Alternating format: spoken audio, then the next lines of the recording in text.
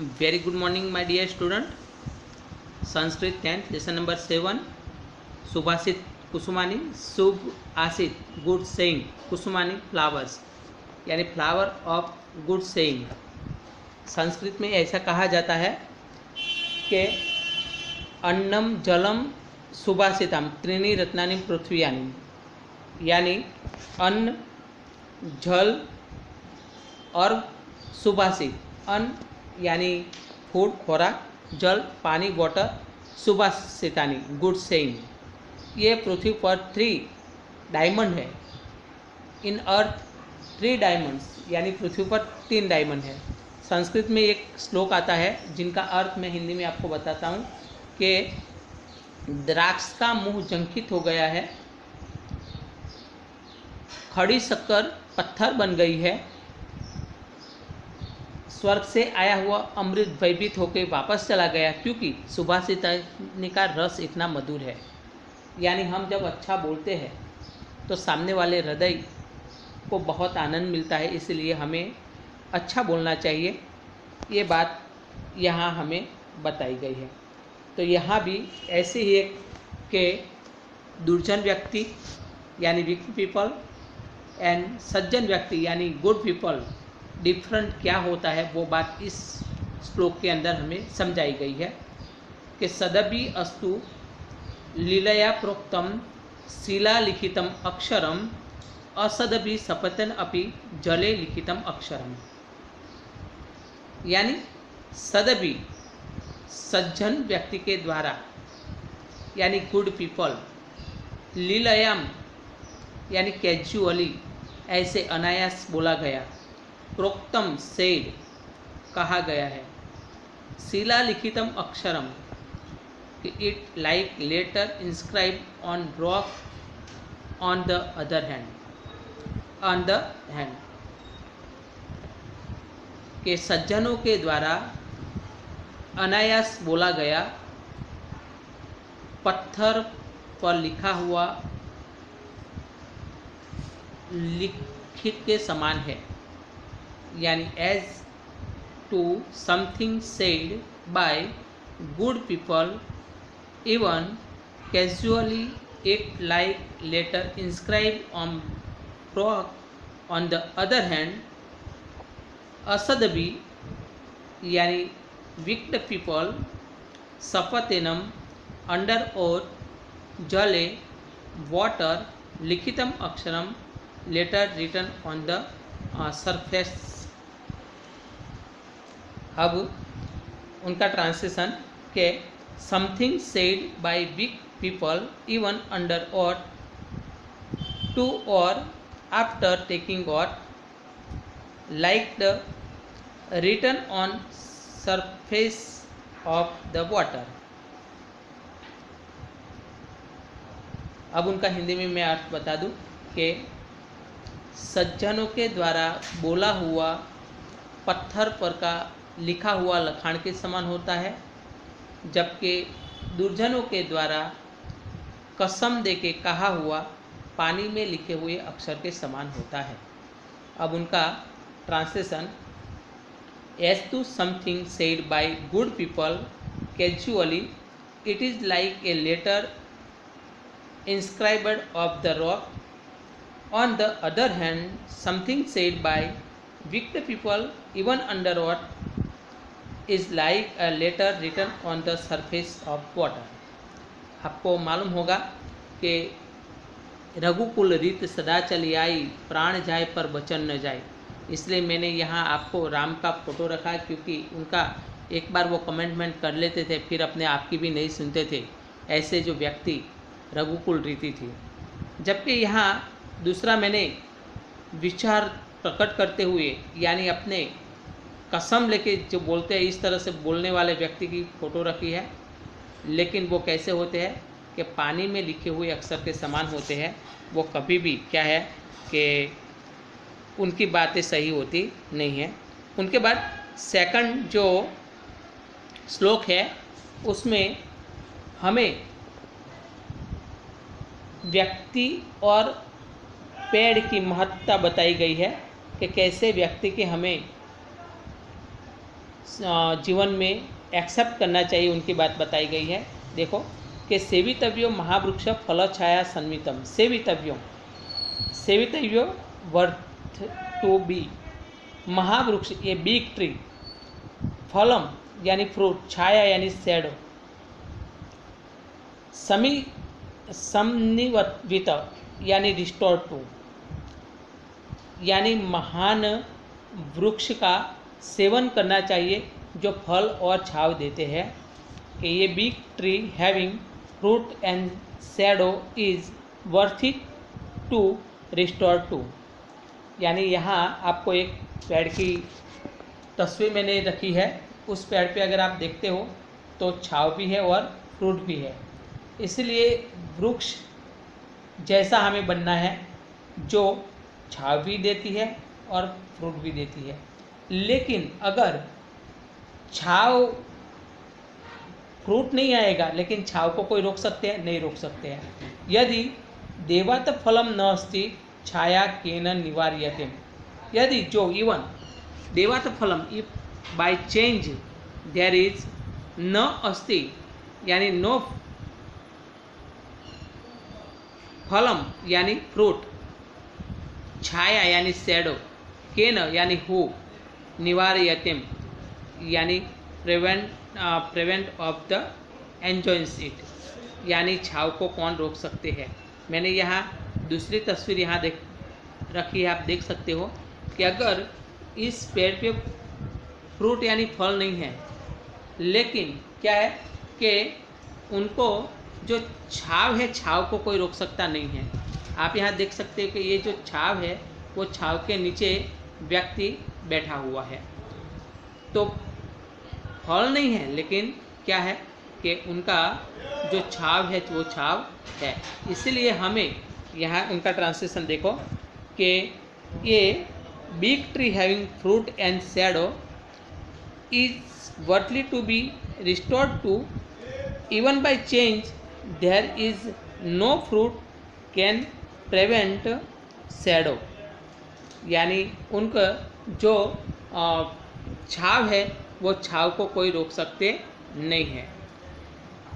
अब उनके बाद हम थर्ड नंबर का जो श्लोक है वो थर्ड नंबर का श्लोक देखेंगे कि उनके अंदर बताया गया है कि हमें किस तरह से जो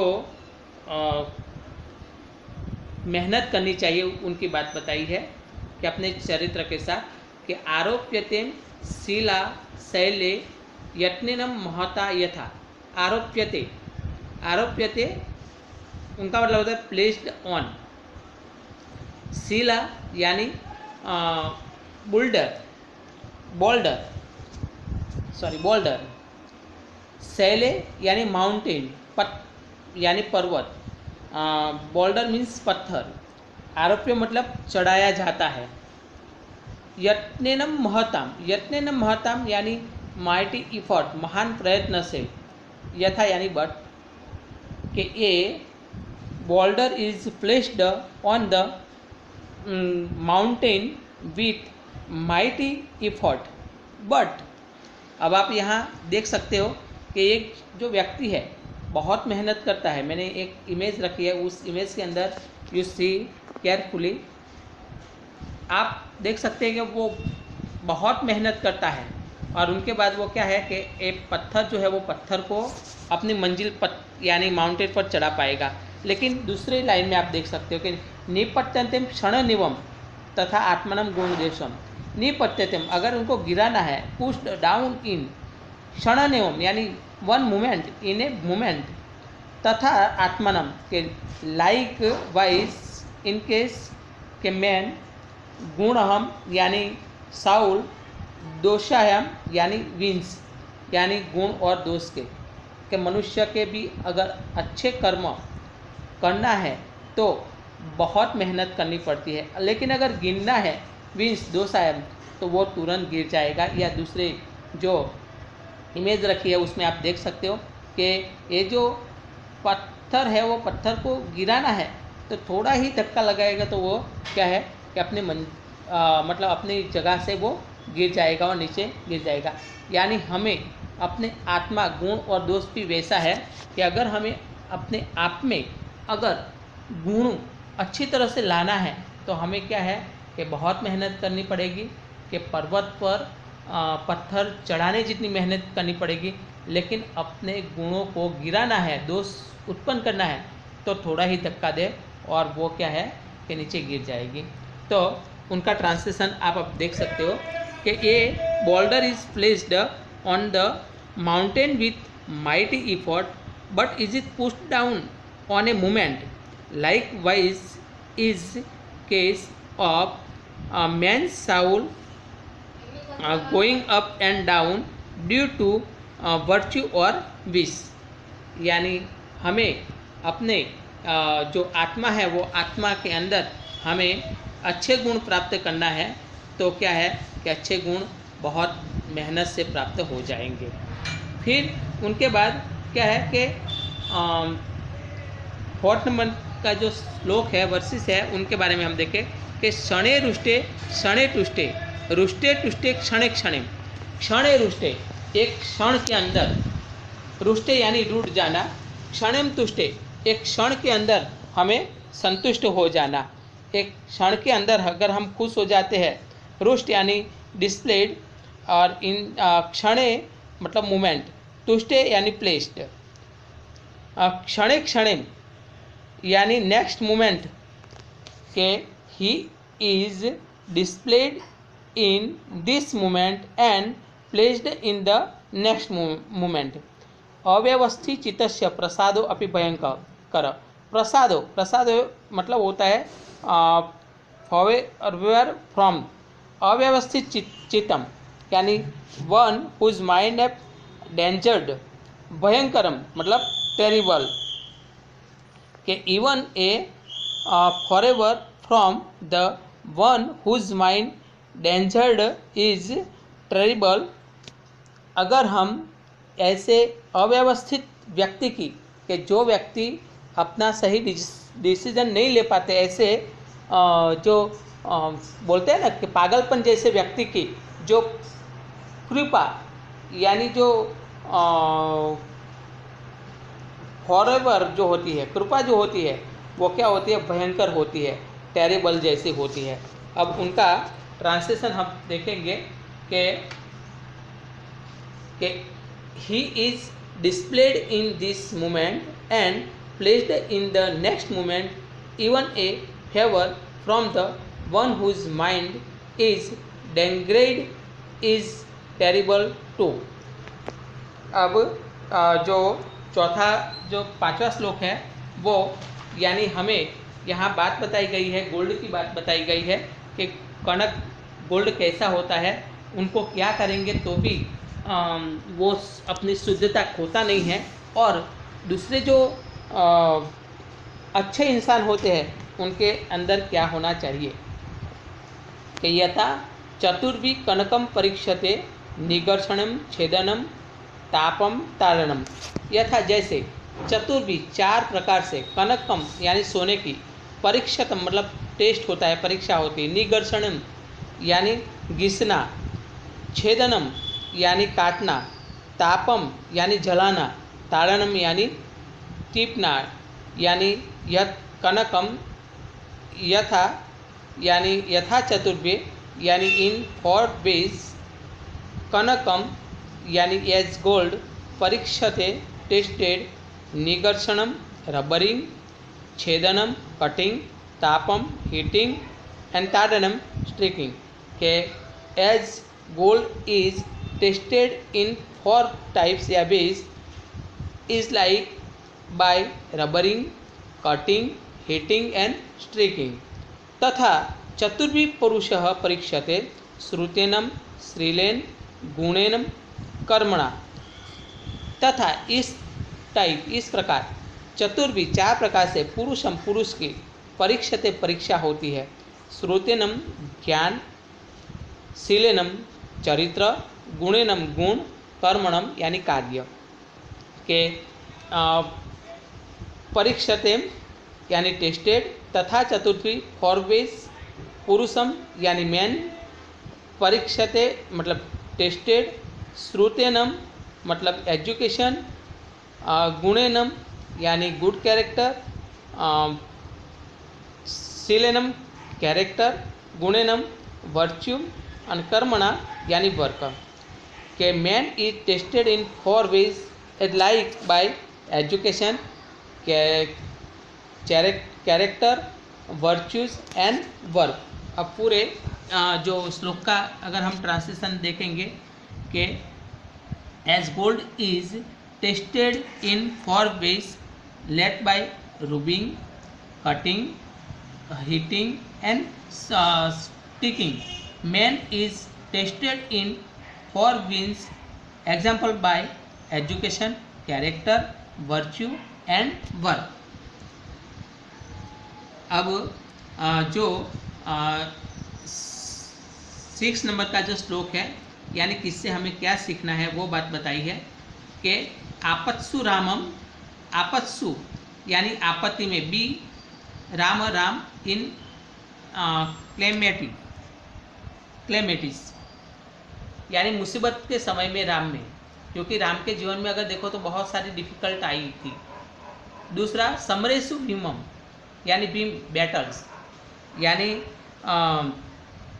भीम है वो लड़ाई के अंदर बहुत कभी भी पीछे हट नहीं करता था, यानी किसी के भी साथ लड़ना है तुरंत तैयार हो जाता था। दानेशु कर्णम यानी एक्ट ऑफ चैरिटी, कर्ण यानी कर्ण, कर्ण जो इतिहास के अंदर प्रसिद्ध है दान देने में। नयेशु कृष्णम, कृष्ण यानी कृष्ण, नए यानी पॉलिटिश, आपको मालूम है कि कृष्ण की पॉलिटिशियन के साथ कोई भी आ सकता नहीं था। भीष्म प्रतिज्ञा पालनेषु, भीष्म प्रतिज्ञा पालन यानी इन फुलफिलिंग प्लेस्ड, प्रतिज्ञा करने में भीष्म, क्योंकि आपको अगर मालूम हो तो ब्रह्मचार्य व्रत का उन्होंने प्रतिज्ञा ली थी कि मैं शादी नहीं करूंगा, ब्रह्मचार्य व्रत का पालन किया था। विक्रांत कार्येषु भवन अंजनेयम, भवन अंजनेय मतलब हनुमान। विक्रांत कार्यम एक्ट ऑफ वैल्यूअर, के महान कार्य के अंदर, वैल्यूअर कार्य के अंदर हमें क्या है, अंजनी पुत्र हनुमान को याद करना चाहिए। अब उनका ट्रांसलेशन देखेंगे कि be Ram in clemency, Bhim is battles, Karna in act of charity, Krishna in politicals, Bhishma in fulfilling placed, Hanuman in act valour. अब उनके बाद 7 नंबर का जो श्लोक है कि 3 टाइप्स ऑफ मैन, के 1 is weak people, 2 is middle people और 3 इज द गुड पीपल। तो उनमें डिफरेंट क्या होता है, तो हमें देखेंगे कि पहले प्रारंभे न खलु विघ्न भयनम नीचो, प्रारंभ विघ्न विहिता विर्मति मध्यमा, विघ्नं पुनः पुनरपि प्रतिहन्यमानं प्रारंभ चेत जना न परित्यजन्ति। प्रारंभिक यानी कार्य की शुरुआत करता है, प्रारंभ करता है, बिगिन ऑफ द यानी वर्क, न यानी नॉट, नहीं, खलु सचमुच, एक्चुअली, विघ्नम भयनम, विघ्नम, विघ्न यानी ऑब्स्ट्रैक्ट्स, भयनम यानी फियर, के शुरुआत विघ्न के भय के डर से, नीच यानी जिनको बोला लोअर पर्सन, के नीच व्यक्ति जो होते हैं विघ्न के भय से कार्य की शुरुआत नहीं करता है, कि indeed the beginning of any work is not made by the lower person owing to fear of ऑब्स्ट्रैक्शन।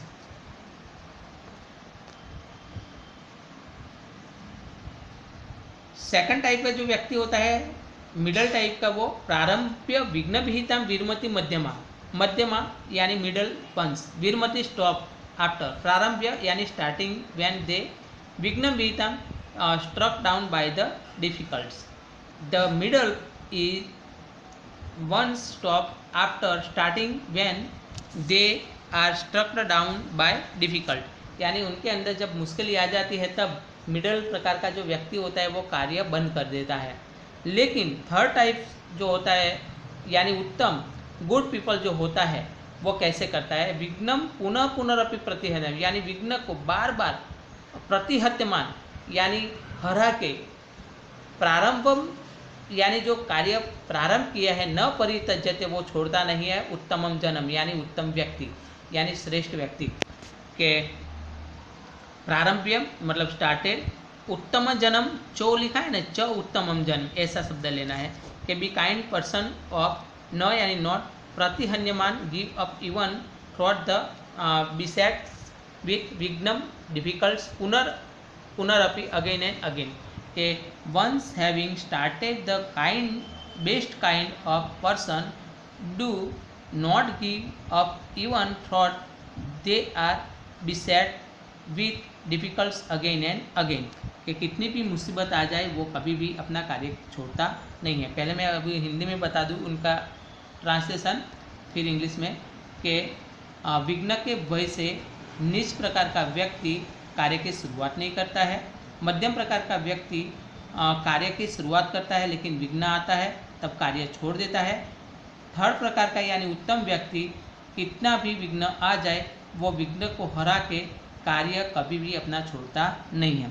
तो indeed the beginning of any work is not made by the lower person owing to fear of obstructs, the middle ones stop after starting when they are struck down by difficulties.